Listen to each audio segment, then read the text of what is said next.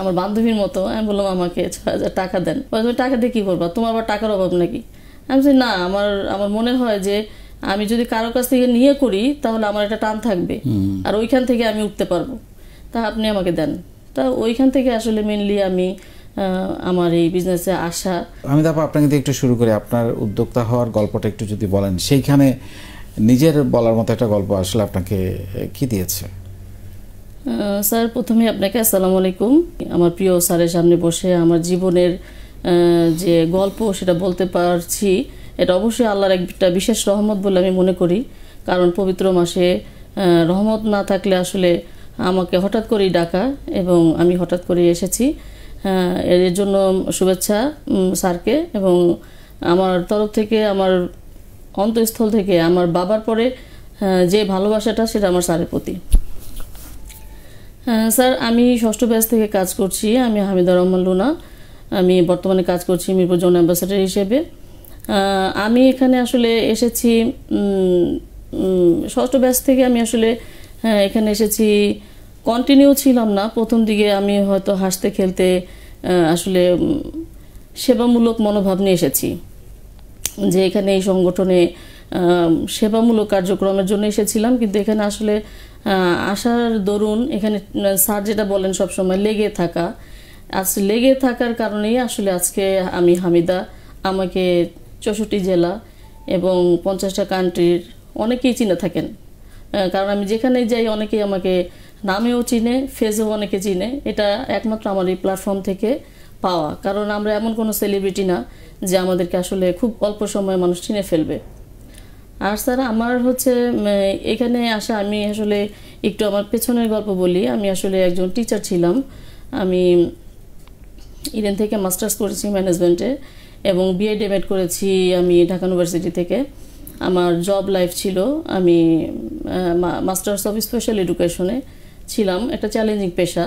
আমি ছোট থেকেই চ্যালেঞ্জিং পেশা নিয়ে কাজ করতে বা চ্যালেঞ্জ নিয়ে কাজ করতে আমার ভালো লাগতো। আমি আসলে ওখান থেকেই আসলে আমার জীবনের অনেকটা মোড় ধাপে ধাপে ঘুরে গিয়েছে। আমি ওখানে জব করেছি প্রায় 7-8 বছর।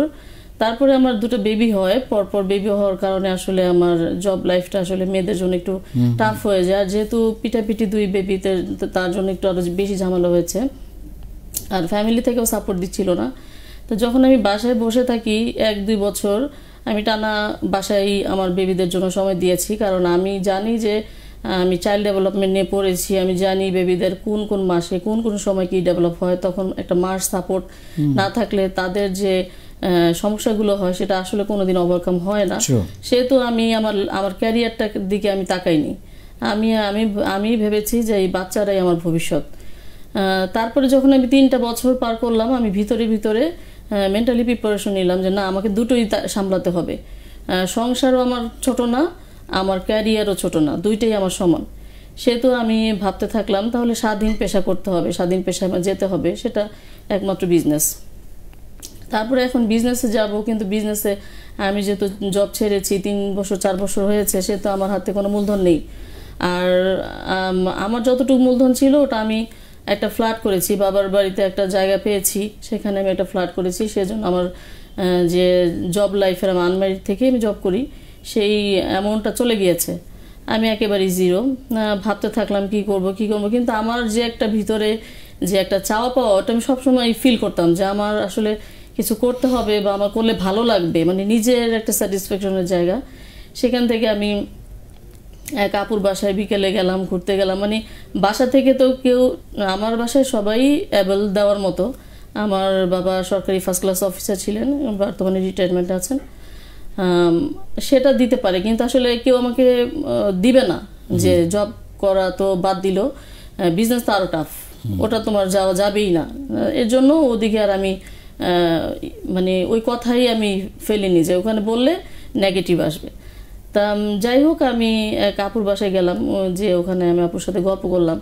বললাম যে আপু, আমাকে আমার বান্ধবীর মতো। আমি বললাম আমাকে 6,000 টাকা দেন। তুমি টাকা দিয়ে কী করবা, তোমার আবার টাকার অভাব নাকি? আমি বলছি না, আমার মনে হয় যে আমি যদি কারোর কাছ থেকে নিয়ে করি তাহলে আমার একটা টান থাকবে, আর ওইখান থেকে আমি উঠতে পারবো, তা আপনি আমাকে দেন। তা ওইখান থেকে আসলে মেনলি আমি আমার এই বিজনেসে আসা। ওটা আমার অনেক আগের কথা, 3 বছর আগের কথা, কিন্তু প্রথম জিনিসের সবকিছু আসলে মনে থাকে। এবং আমি যখন আজকে একটা পজিশনে এসেছি, ওই আপুকে আমি টিভি ল্যাবের মাধ্যমে অনেক সালাম শ্রদ্ধা জানাচ্ছি, কারণ ওইটা আমার একটা মানে শুরু বিসমিল্লাহ বলে একটা কথা। যাই হোক, আমি ওখান থেকে আমি ছোট ছোট করেই আসলে শুরু করেছি, যেহেতু আমি হাতের কাজ জানতাম। আমি অনেকগুলো মানে 5,000 টাকার ওড়না কিনেছি, 1,000 টাকার মেডিসিন কিনে আমি একা একাই সেগুলো ব্লক বাটিক করেছি। এখন ভাবি এখানে কোথায় সেল করব, সেল করার অভিজ্ঞতা তো আর আমার নাই। আর আমি একটা টিচিং প্রফেশনে একটা সিনিয়র টিচার ছিলাম, মানে ছোট করে কাউকে বলবো এটা নেন, মানে ওই জায়গাটাও আসলে আমি পারতাম না। তখন আমি বুদ্ধি করলাম যে সেল তো আমি আসলে পারছি না। তখন বাসায় যখন আমার মানে আমি আমার বাবার বাড়িতেই থাকি, বাবা দোতলায় থাকে, আমি 4তলায় থাকি, যাই করি তারা দেখে, তখন হাসাহাসি করলো সবাই যে মানে ভালো থাকতে ভালো লাগে না, হ্যাঁ এরকম ধরনের কথা সবাই বলা বলি শুরু করলো। আমি কি করলাম, সবাইকে গিফট করে দিলাম, হ্যাঁ ওড়নাগুলো, যে আমি শুধু বলছি আমার জন্য দোয়া করবেন, আন্টিদেরকে, আমার বোনের শাশুড়ির, আমার শাশুড়ি, সবাইকে। তখন তারা বললো যে আচ্ছা আচ্ছা, মানে হাসাহাসি করছে, বাট খুশিও হয়েছে যে হাতের কাজের একটা জিনিস। যাই হোক, আমি 3 মাস পরে আমার এক বান্ধবীর মা আমাকে ডাক দিল, বলে যে আসো আমার বাসায় আজকে দাওয়াত। পরে গেলাম, তখন বললো যে আমাদের বাসায় তো আমার মেয়ের বিয়ে হবে, তা আমার গায়ে হলুদের শাড়ি লাগবে, তো তুমি আমাকে 50টা শাড়ি করে দাও। অ্যাডভান্স টাকা দিল, এবং আমি ওইখান থেকেই মানে নিজের প্রতি যে আসলে যে আমি যে আসলে পারি, ওই কনফিডেন্টটা আমার আসলে চলে আসলো। তখন আমি ওইখান থেকে আমি বড় একটা অ্যামাউন্ট পেলাম, এবং ওইখান থেকেই আমার আসলে শুরু বিজনেসের দিকে। আপনি কিভাবে এখন মাসে 6 লাখ টাকা সেলের জায়গায় আসেন? আপনি অবশ্যই একটু বলছিলেন যে সারা বাংলাদেশের মানুষ আপনাকে চেনে, আপনি নিজেকে যথেষ্ট ব্র্যান্ডিং করেছেন। আমি দেখলাম সেদিন গাজীপুর মিটআপে আপনি ছুটে গিয়েছেন স্টল নিতে, এইভাবে কিন্তু পরিচিতগুলি হয়। সেখানে হয়তো তাৎক্ষণিক লাভ হয় না, কিন্তু পরিচিত। আপনার ওই কথাটা আমি সব সময়ই মনে করি, এবং আমি আমার জোনের যত থানা অ্যাম্বাসেডর আছে বা আমার প্রিয় আপুরা আছে, ভাইয়ার আছে, একটু আগে একটা ভাইয়াকে আমি বলতেছিলাম যে অনেকেই বলে যে 6ষ্ঠ ব্যাচের 2য় ব্যাচের ওই ভাইকে কি চিনা যায়, আসলে তা না। আমরা যখন নতুন থাকি তখন আমাকেই ব্র্যান্ডিং হতে হবে, সব জায়গায় যে কাজ করে সবার মনে ঢুকে যে না ওই আপুটা ভালো, বিশ্বাসের জায়গাটাকে তৈরি করতে হবে। এবং আমি 2 মাস 6 মাস 1 বছর পর যখন আমি আসলে বিজনেস বুঝে যাব, তখন কিন্তু আমি বিজনেসটা করতে পারবো, সাহস পাবো, যেটা স্যার আপনি সবসময় বলেন লেগে থাকা। কারণ আমি যে কখনো বিজনেস করব এটা আমি কখনো মানে জব আমার দ্বারা সম্ভব, কিন্তু বিজনেসটা আসলেও টাফ। এটা আসলে সেই সাহসটাকে এই প্ল্যাটফর্ম আপনাকে দিয়েছে। হ্যাঁ ইনশাআল্লাহ। আমি স্যার আপনার 90 দিনের যে সেশনে যে লেগে থাকা, এই কথাটাই আমি আসলে মানে আমার অনেক আসলে স্যার এত অল্প সময় এত ডিফিকাল্ট বলা যাবে না, কারণ অনেক ঝড়, অনেক কষ্ট, অনেক পরিশ্রম, অনেকের নেগেটিভ কথা শুনেছি, কিন্তু এটা বলা যাবে না, বলতে পারছি না সময়ের কারণে। কিন্তু আমি মনে প্রাণে ওইটাই, আমি 6ষ্ঠ ব্যাচ থেকে ওইটাই আমার ব্রেনে ঢুকে আছে যে লেগে থাকতে হবে।